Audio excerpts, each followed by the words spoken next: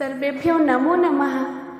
जैसा कि हम छंदों का अध्ययन कर रहे हैं, इसी क्रम में आगे बढ़ते हुए आज प्रसिद्धि की सर्वोच्च शिखर पर स्थित शिखरणी छंद का अध्ययन करेंगे। शिखरणी छंद जो है यह एक वर्णिक छंद है। इस छंद के प्रत्येक चरण में 17 वर्ण होते हैं। इस प्रकार चारों चरणों को कुल मिलाकर के 68 वर्ण होते हैं। वर्णिक छंद वह होता है कि जिस किसी श्लोक या पद्य में या जिस छंद में वर्णों की अर्थात अक्षरों की गणना की जाती है उसे वर्णिक छंद कहते हैं। आइए अब शिखरणी छंद का लक्षण देखते हैं। शिखरणी छंद का लक्षण इस प्रकार है।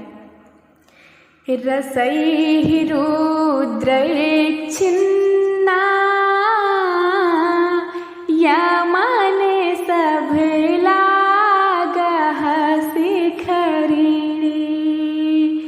रसैः रुद्रैः छिन्ना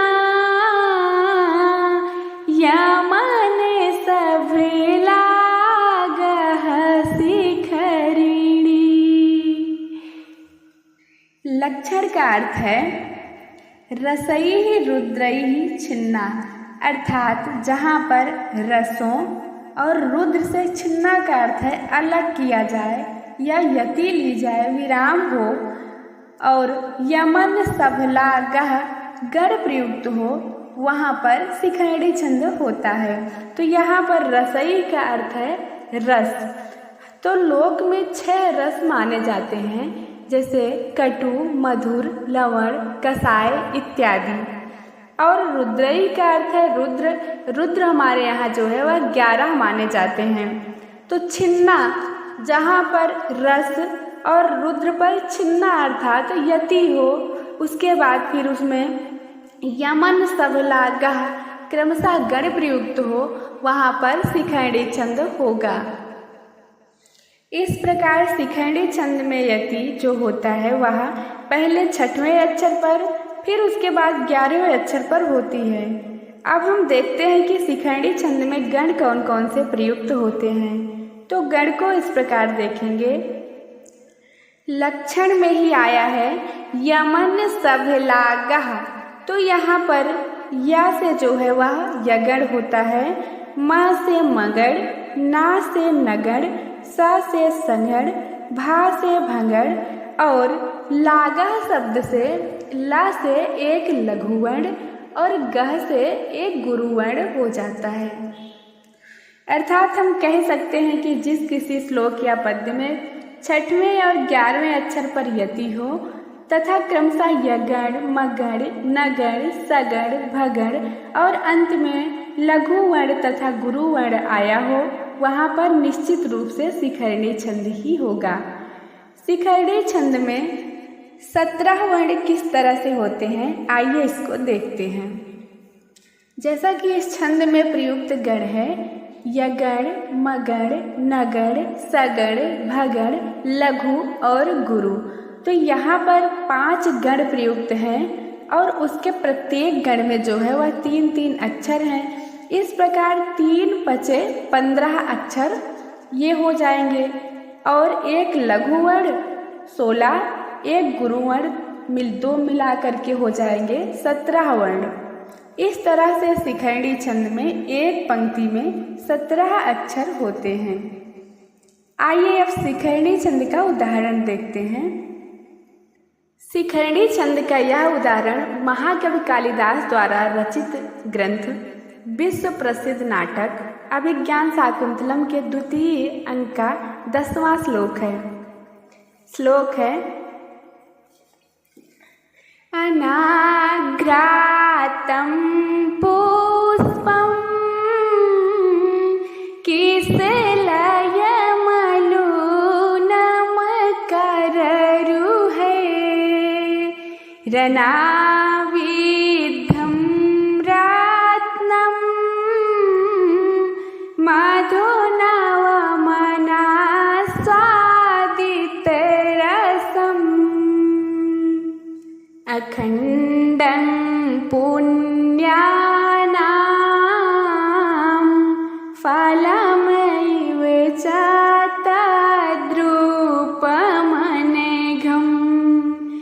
न जाने भोक्तारं कमिः समुपस्थास्यति विधिः। न जाने भोक्तारं कमिः समुपस्थास्यति विधिः।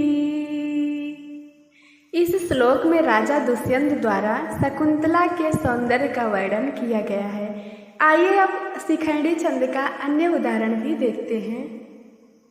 शिखंडी छंद का यह उदाहरण जो है वह बाबा भर्तृहरि द्वारा रचित ग्रंथ नीति शतक के मूर्ख पद्धति का है। इस श्लोक में यह बताया गया है कि मूर्ख व्यक्ति जो होते हैं अर्थात जिसका विवेक भ्रष्ट हो जाता है उसका विनाश किस तरह से होता है, इसी का वर्णन है इसमें। आइए श्लोक देखते हैं। शिरः सार्वं सर्गात् पशुपति शिरस्तः क्षितिधरम् महिध्रादुत्तुङ्गात् अवनियमेनेश्चापि जलधिम् अधोधो गङ्गेयं पदमुपगतास्तोकमथवा विवेके भ्रष्टानां भवति विनिपातः शतमुखः। विवेके भ्रष्टानां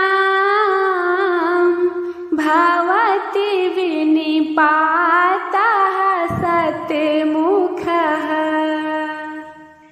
एक और उदाहरण देखते हैं जो कि बहुत ही अच्छा है। यह दुर्गा सप्तशती के देव अपराध क्षमापन मंत्र है।